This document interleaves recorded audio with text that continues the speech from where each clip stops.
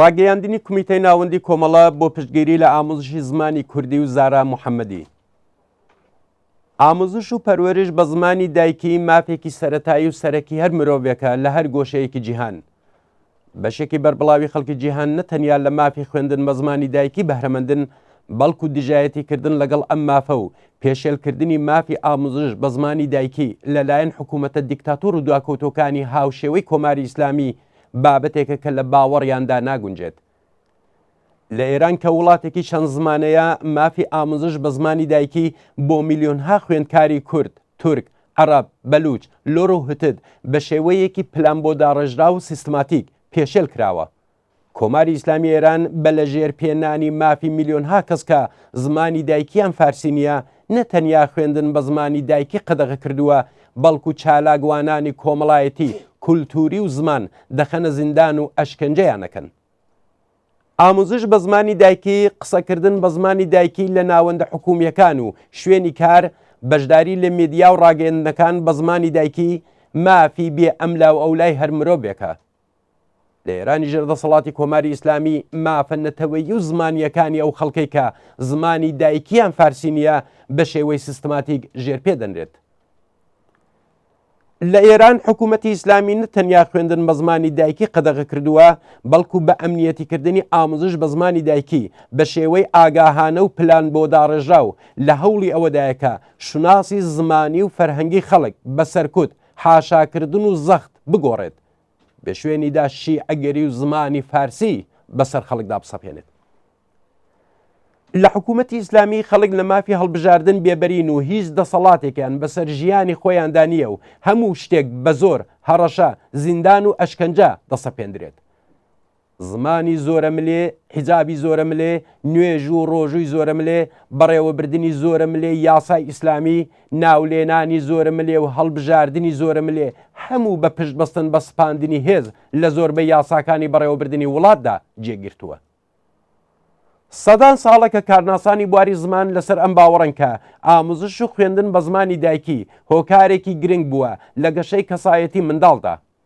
بە فەرمی نەناسینی ئەم مافە دەبێتە هۆی زیانگەیاندن و خوڵقاندنی کێشەی زۆر لە بواری کۆمەڵایەتی و کولتوری و باری دەرونی گەشەی فکری منداڵان. لێکۆڵینەوە کۆمەڵناسیەکان لە بواری ئامۆزش نیشانی داوەکە ڕێژەی دەست هەڵگرتن لە خوێندن و سەرنەکەوتن لەو ناوچانەی ئێرانکە زمانی خەڵکەکەی فارسی نییە لە ئاستێکی بەرزدایە و شادی و ڕەزایەتی منداڵان لەو ناوچانە لە ئاستێکی زۆر نزمدا بووە.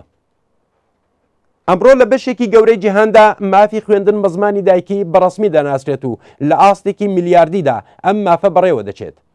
وڵاتێکی پڕجەمعیەت وەکو هێندوستان تەنیا نمونەیەک لە وڵاتانەیە کە دەیان زمانی فەرمی تێیدا کاری پێدەکرێت و ئامۆزش بە هەموو ئەو زمانانە باوە.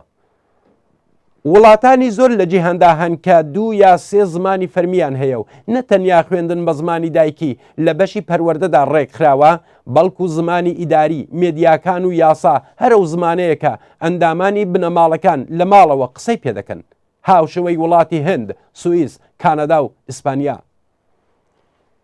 جیا لەوەی کە ئامۆزش بە زمانی دایکی لە مافە سەرەکیەکانی هەر مرۆڤێک لە ئاستی جیهاندایە، بەرەو پێشچوونی گەشەی کۆمەلگا بە پێشکەوتنی تەواوی لێهاتووی و تواناکانی خەڵکەوە گرێدراوەکە پەروەردە بە زمانی دایکی یەکێک لە بنەماکانیەتی. جۆراوجۆری زمان هۆکار و فاکتۆری سەرەکی دەوڵەمەندبوونی کولتورە و پۆتانسیێلێکە بۆ گەشەی کۆمەلگا. نکۆڵیکردن لە مافە نەتەوەیەکان و بە فەرمی نەناسینی مافی ئامۆزش بە زمانی دایکی، پێشێلکردنی مافی میلیۆنان کەس لە شار و مەندانی ئێرانەکە زمانی دایکیان فارسی نییە. خەڵک ئازادن کە بە زمانی دایکی خۆیان بدوێن، ناوی دڵخوازی خۆیان بۆ منداڵ، شوێنە تایبەت و بازرگانیەکان، شەقام و شوێنە گشتەکان دابنن. زمان و ئاینی داسەپێنرا و پێشێلکردنی مافی سەرەتایی و مرۆییەکانی خەڵکە. کۆماری ئیسلامی کە بێجگە لە زمانی سەرکوت، زیندان و ئەشکەنجە لە هیچ زمانێکی دیکە تێناگات و بە پرۆپاگەندە و بڵاوکردنەوەی درۆ چالاکە مەدەنیەکان دەخاتە ژێر گوشار و هەڕەشەوە، نمونەی بەرزی زیندانیکردنی زارای محەممەدی کەسایەتی دیار و چالاکی مەدەنی و ئامۆزشە لە کوردستان. زارا محەممەدی چالاکی مافی سەرەتایی و ئینسانیەکانی خەڵکی کوردستان واتە خوێندن بە زمانی دایکیە. زارا لەگەڵ هاوبیران و هاوکارانی بێژگە لە دەرزگوتنەوە بە زمانی کوردی چوونە تەهانەی بوومە لەرزە لێدراوان لە ناوچە دوور و نزیکەکاندا. تاوانی زارا هەستکردن بە برپرسیارەتی بەرامبەر بە خەڵکی زوڵم لێکراوی کوردستانە. زارا پشتیوانی هەموو چالاکانی سیاسی و کۆمەڵایەتی لەگەڵا.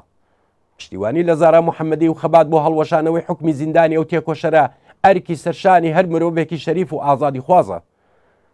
کۆماری سەرکوتگەری ئیسلامی دەتوانێت جەستەی زارا و سەدان کەسی دیکە بخاتە نێو بەندیخانەوە، بەڵام هیچ کات ناتوانێت بیر و ئەندیشەی ڕزگاری بەخشی ئەوان بە بەند بکێشێت و دەنگی بەرابەرخوازانەی ئەوان دیواری سانسۆر و سەرکوت دەشکێنێت و دەفرێت.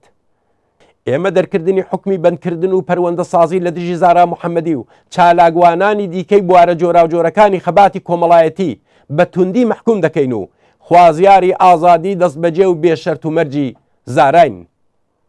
کۆمیتەی ناوەندی کۆمەڵا ڕێکخراوی کوردستانی حیزبی کۆمونیستی ئێران 20 مانگی بەفرانباری 1400